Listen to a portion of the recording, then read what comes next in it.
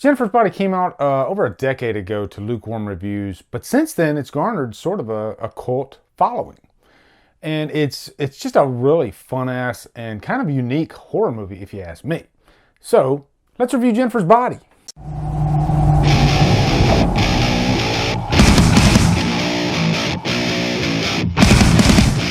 Jennifer's Body stars Megan Fox, Amanda Seyfried, and is directed by Karen Kusama. What is up, guys? Welcome to another catalog title review. This review will be dedicated to Ashley Morrow and Jason Smith. Jason Smith recently reviewed Jennifer's Body about a month ago.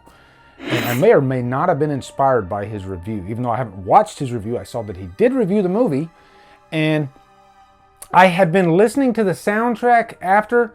And so I told Jason subconsciously I was inspired to review Jennifer's Body. But I admit to nothing. But just so you guys know, like, setting all this stuff up behind me literally takes me like half an hour to get going. It takes forever. But the only thing that can give me that mojo that I need to press on is the Olivia Newton-John.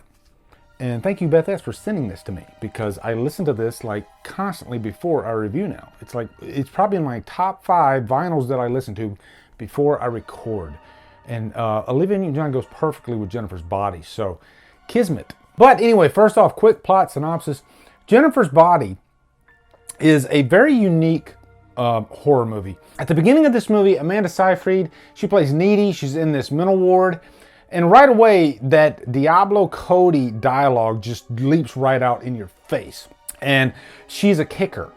I'm not sure toasting can provide sufficient energy during your day. I recommend more complex carbohydrates. I recommend you shut the fuck up. So this movie starts off kind of like after the events of the actual movie. It's one of those movies, kind of like, I guess, a Tarantino. They Tarantino it. You know, how did I end up here? Let's go back. That's what they do. But right away, yeah, that Diablo Cody dialogue, it punches you right in the face. And we'll get into Diablo Cody. But one of our main characters, Jennifer Check, starring Megan Fox, she plays Jennifer. She is a cheerleader. She's very popular. And her best friend is not the most popular, Needy.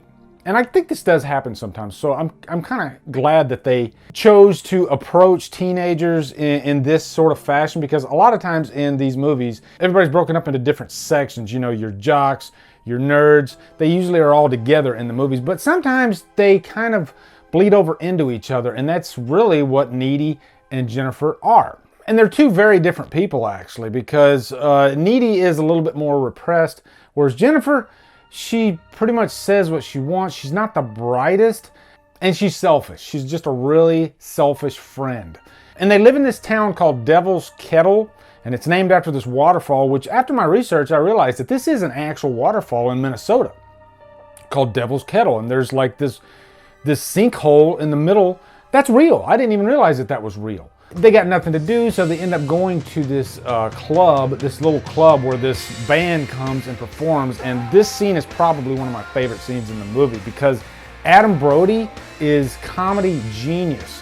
I always like band members in movies anyway, because there's just like an edge to them. You know, band members think they're the coolest people on the planet. And that's exactly what this band is. And they have some of the funniest lines in the movie. Or Adam Brody really has some of the funniest lines in the movie. Why would you want to play all the way out here in Devil's Kettle? You live in the city, right? Yeah, but you know, I think it's really important sometimes to try and connect with our fans in the shitty areas too. Just that really cocky and, you know, I'm better than you attitude. You know, that's musicians for you. Or some musicians. You guys are better than me. But Adam Brody, he plays Nikolai, and he wants to hook up with Jennifer. Jennifer wants to hook up with Nikolai. And so she ends up in this van, but Needy doesn't trust the van. She's like, what is this, an 89 rapist? Diablo Cody. And so, of course, they take advantage of her, get her down to the Devil's Kettle waterfall, and they perform this seance on her. And basically, this demon enters her body. I like movies with demons in them. I think demons are really cool and underrated. But this demon actually kind of uses sex. So it likes the host to be a sexy type of person. And Megan Fox is perfectly cast for this. And so the next morning, we see Needy, and this is one of the creepiest scenes in the movie too. Jennifer sneaks in her house, and you can automatically tell that the demon has taken over. She's like puking this black blood.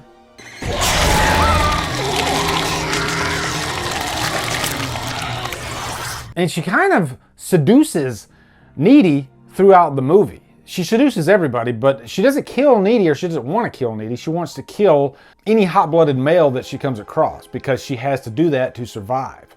You know, if she doesn't feed for a long period of time, then she gets weak, kind of like a vampire, but she's a demon. Now, guys, the first thing I really want to foot stomp about this movie is I think it's highly underrated. I think it stands on its own, actually, pretty well. If you line it up with a lot of horror movies that came out at the time, it doesn't seem like everything else. It doesn't copy everything else. And I think Diablo Cody is a big reason for that, as well as it being like a demon type of movie. But Diablo Cody, her writing in this is really the best part of the movie, in my opinion. That's how gifted of a writer she really is. She's really gifted when it comes to like punchy dialogue and really creating her own catchphrases. As I was watching this, I felt the need to jot down all the funny catchphrases that she comes up with. Front butt, extra salty, lesbi gay, lime green jello, hello titty, backdoor virgin. That scene was funny as hell. Only because he thinks that you're a virgin. I heard them talking. What? I'm not even a backdoor virgin. And 89 rapist, which I said that already. And up to a certain point, I just stopped writing stuff down because there's just so many of these Diablo Codyisms, I guess you could say. But Diablo Cody actually wrote Jennifer's Body the same year she wrote Juno. Juno came out first. It was a big hit, caught a lot of buzz.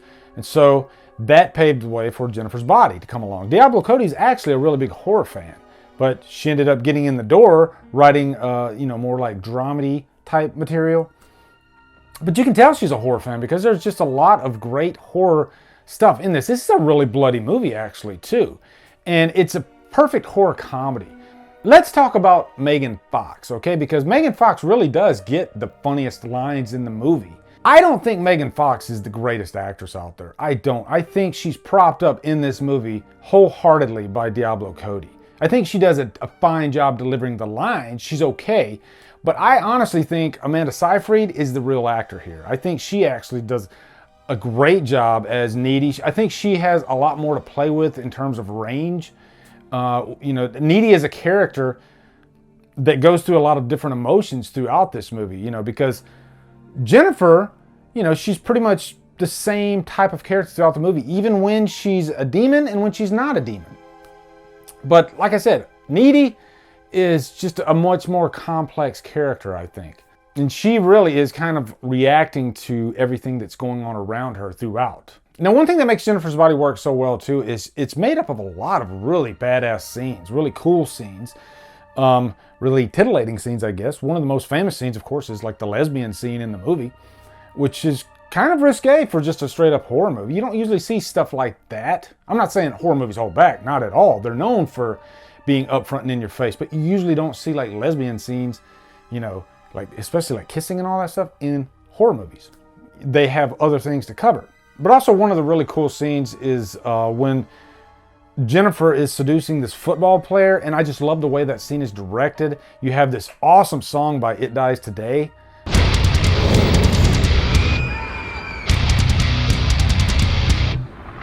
Which the song itself is not on the soundtrack, because I actually bought the soundtrack to this movie probably a year or two after it came out. It's a really fun and great soundtrack. There's a lot of variety in it. But in that scene, kind of like a Sam Raimi type deal where the camera's like coming forward on the guy.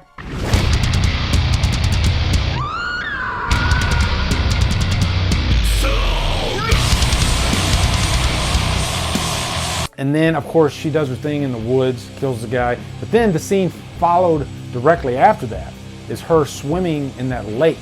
And then you have this other really badass song. This movie has a lot of great music throughout to just kind of add extra flavor to it, I guess. But that scene just really shows off how sexy Megan Fox is in this movie.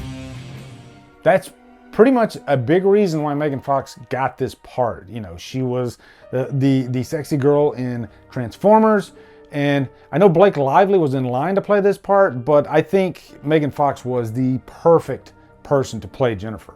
Also, speaking of comedy, Needy's boyfriend Chip is also very funny in this. There's like the sex scene between him and Needy, and I don't know how to describe what he was doing during that sex scene. It was almost like this was the first time he had had sex. I don't know. It was silly, but it was funny. He was a funny character. Also, Kyle Gallner plays Colin. This was an actor that I thought was actually going to go pretty far, and I'm sure he still acts in the business.